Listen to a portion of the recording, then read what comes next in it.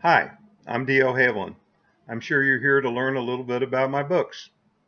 I'd like to say a word about my writing philosophy.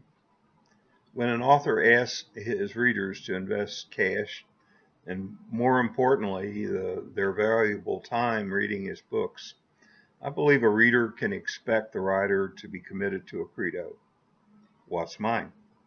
These are my principles when authoring a novel.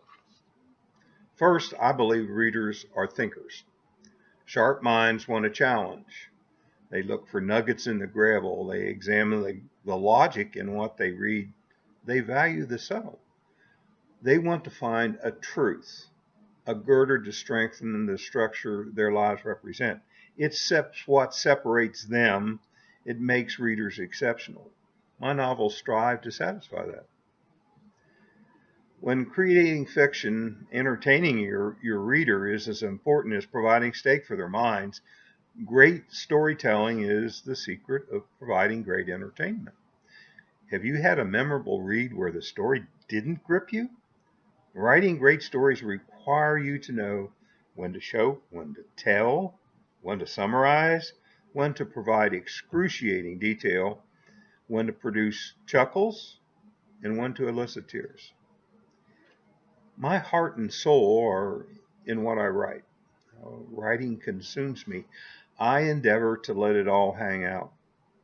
At times, you'll disagree with me for that reason.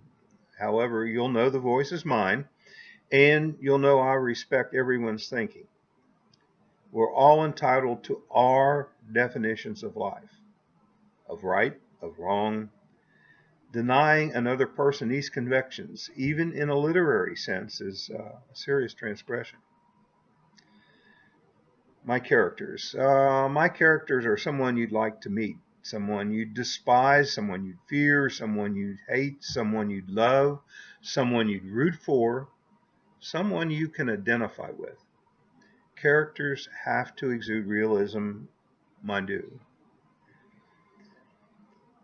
It's difficult to open a reader's mind if you haven't touched the reader's heart. Great characters do that.